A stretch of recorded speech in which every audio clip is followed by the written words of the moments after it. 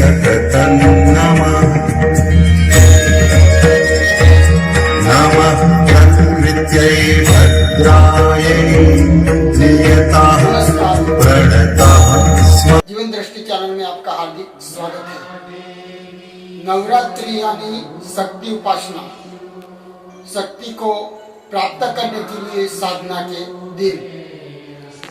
शक्ति के मुख्य 3 प्रकार है, सरस्वती, लक्ष्मी और काली।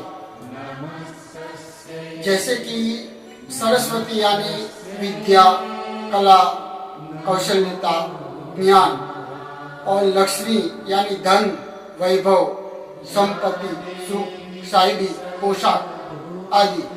और शक्ति यानी आत्मबल, संगठन, शरीर शक्ति, ऐक्य, ये सब शक्ति में आती है। तो ये जो 3 शक्तियां जिसके पास होती है वह कभी निर्धन या दरिद्र नहीं होता, या कभी वह दुखी नहीं होता। मगर ये तीनों शक्तियां किसी एक व्यक्ति में एकत्रित होना असंभव है। और यदि किसी एक व्यक्ति में तीनों शक्तियां आपको एकत्रित दिखाई दे तो यह अवश्य ईश्वर का अवतार होगा, या देव होगा, या कोई महापुरुष होगा। वस्तुतः परमात्मा एक ही है, मगर इनके अलग अलग 3 रोल के कारण वह अलग अलग नाम से जाने जाते हैं। जैसे कि जब वह सर्जन का कार्य करते हैं तो उन्हें हम ब्रह्मा के नाम से जानते हैं। यही परमात्मा जब पोषण का कार्य करते हैं तो उन्हें हम विष्णु के नाम से जानते हैं। और वही परमात्मा जब संहार करते हैं, विध्वंस करते हैं, तो उन्हें हम शिव या रुद्र के रूप में जानते हैं। परमात्मा एक ही है। जैसे कोई व्यक्ति ऑफिस में जाता है तो उसे बॉस से लोग पहचानते हैं, घर पर जाता है तो पत्नी के लिए वो पति होता है, पुत्र के लिए वो पिता होता है, बहन के लिए वो भाई होता है, किसी के लिए वह पुत्र होता है। व्यक्ति एक ही है, मगर इनके अलग अलग रोल के कारण वह अलग अलग नाम से वह पहचाना जाता है। इसी तरह वह परमात्मा एक ही है, मगर इनके 3 अलग अलग जब कार्य करते हैं, वह सर्जन का कार्य करते हैं तो हम उसे ब्रह्मा के नाम से जानते हैं। सर्जन का कार्य करते हैं तो ब्रह्मा, इसी तरह पोषण का कार्य करते हैं तो हम उन्हें विष्णु कहते हैं, और संहार का कार्य करते हैं तो उन्हें शिव के रूप में जानते हैं। तो यही परमात्मा एक ही है। इसी तरह उनकी अलग अलग 3 शक्तियां जब वह सर्जन करते हैं तो उनकी सर्जन शक्ति क्रिएटिव होती है, तो उसे हम सरस्वती, इस शक्ति को हम सरस्वती कहते हैं।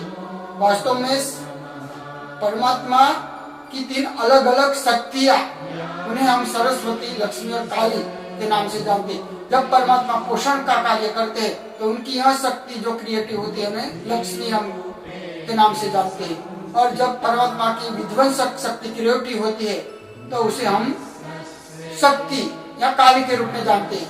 वास्तव में परमात्मा की 3 अलग अलग शक्तियां, सरस्वती, लक्ष्मी, काली, 3 अलग अलग कोई देवियां नहीं, यहाँ तो ब्रह्मा, विष्णु और महेश की 3 अलग अलग पत्नियां नहीं, मगर एक ही परमात्मा की 3 अलग अलग क्रिएटिव शक्ति है। सर्जन शक्ति, पोषण शक्ति और संहारक शक्ति। इन्हें हमने 3 नाम दिया, सरस्वती, लक्ष्मी और काली। तो इसी तरह वह किसी की पत्नी भी नहीं। हम कहते हैं कि सरस्वती की अलग ब्रह्मा जी की पत्नी है, लक्ष्मी विष्णु की पत्नी है, मगर ये तीनों शक्तियां किसी की पत्नी नहीं, मगर अलग अलग इनके स्वरूप या शक्ति है। सरस्वती, लक्ष्मी, काली, ये परमात्मा की 3 अलग अलग शक्तियां हैं।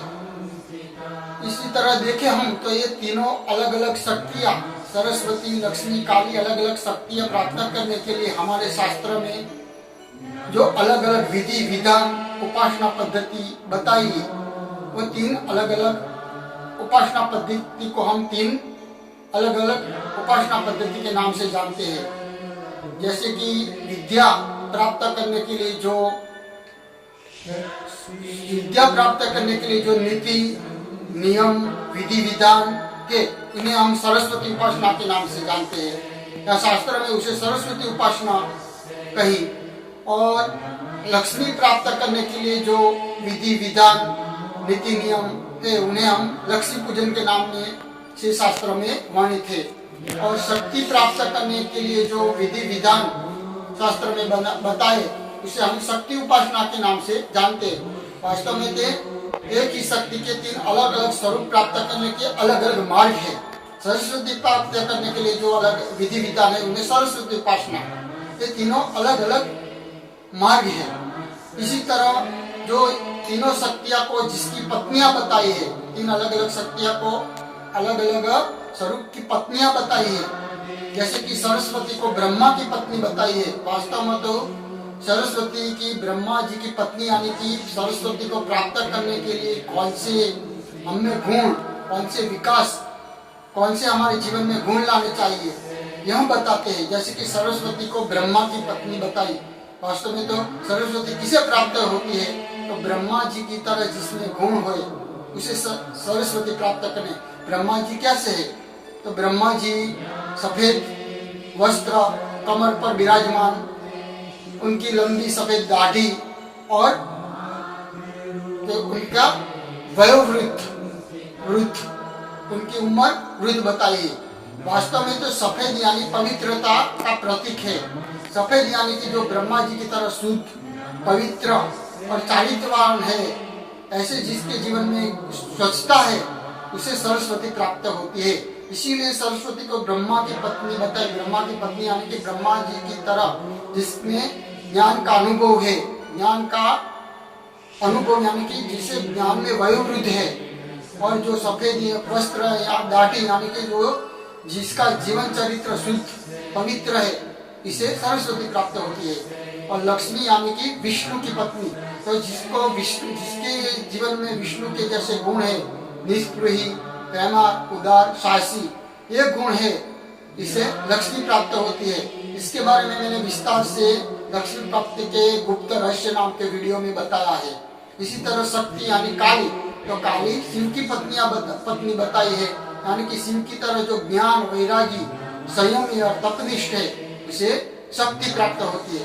तो ये तीनों अलग अलग स्वरूपों की पत्नियां बताने का कारण ऐसे गुण धर्म जिस शक्ति को प्राप्त करने हैं, इसी के गुण धर्म हमारे जीवन में लाए। सरस्वती को प्राप्त करने के ब्रह्मा के गुण, लक्ष्मी को प्राप्त करने के विष्णु के जैसे गुण, और काली को प्राप्त करने के महादेव के यानी कि शिव के गुण, ऐसी साधना, ऐसे गुण हमारे जीवन में आए तो ये शक्ति हमें प्राप्त होती है। तो ये हमारे शास्त्र में जो अलग अलग उपासना पद्धति बने, नवरात्रि की साधना बताई, इसके पीछे बहुत बड़ा गहन फिलोसॉफी है। ये जो चित्र मूर्तियाँ, इसके पीछे बहुत गंभीर फिलोसॉफी है। तो यहाँ गुप्त रहस्य है शक्तियाँ प्राप्त करने के लिए। यह मैंने आपको गुप्त रहस्य की शक्तियाँ प्राप्त करने की जो बातें हैं, वो मैंने आपको इस वीडियो में बताने का प्रयास किया है। तो आप समझ रहे होंगे कि शक्ति उपासना, तो शक्ति को प्राप्त करने के लिए केवल पूजा पाठ नहीं, मगर ऐसे गुण हमारे जीवन में लाना, यही सच्ची उपासना, यही शक्ति की सच्ची साधना है। तो नवरात्रि के 9 दिनों में हम इसे सोच समझ कर अगर साधना करें, अनुष्ठान करें और ऐसी शक्ति हमारे जीवन में लाने का प्रयत्न करें, ऐसे गुण धर्म, अवश्य हमें ये शक्तियाँ प्राप्त होगी। मगर आज हमने नवरात्रि का जो स्वरूप बिगाड़ा है, नवरात्रि यानी कि सिर्फ रास लेना, गरबे घूमना, इतना ही अर्थ नहीं, मगर नवरात्रि यानी कि हमारी साधना, नवरात्रि यानी कि शक्ति प्राप्त करने के लिए साधना, चौकस विधि विधान, मैंने बताया कि चौकस विधि विधान से हम यह साधना करेंगे तो अवश्य हमें ये शक्तियाँ प्राप्त होगी। तो आशा रखता हूँ कि मेरी ये बातें आपको पसंद आई होगी। मेरा ये शक्ति प्राप्ति के जो गुड रहस्य है आप समझे होंगे। अगर आपको ये पसंद आया होगा तो मेरा ये वीडियो ज़्यादा से ज़्यादा लोगों तक आप पहुँचाइए, उसे शेयर कीजिए, और ये मेरा वीडियो अवश्य आप सब्सक्राइब करिए। ऑल नोटिफिकेशन पर आप सब्सक्राइब करेंगे तो मेरा सभी वीडियो आपको मिलता रहेगा नया। और ये मेरा वीडियो ज़्यादा से ज़्यादा लोगों तक शेयर कीजिए, ताकि हम हमारी भारतीय संस्कृति, हमारा धर्म, फिलोसॉफी के बारे में सही अर्थ में जाने, हमारे त्योहारों में जो जो गलत बातें घुस गई है उसे हम दूर करें और सही रूप में उसे समझे। यही मेरी इस जीवन दृष्टि चैनल का उद्देश्य है। तो हम हमारी संस्कृति को प्रचार प्रसार करें, इसके लिए आप मुझे सहयोग दिए। मेरे आपको ये बातें अगर पसंद आई हो तो ये चैनल अवश्य सब्सक्राइब करिए। आप सबको मेरा जय माता दी। धूम्रायै सततं नमः।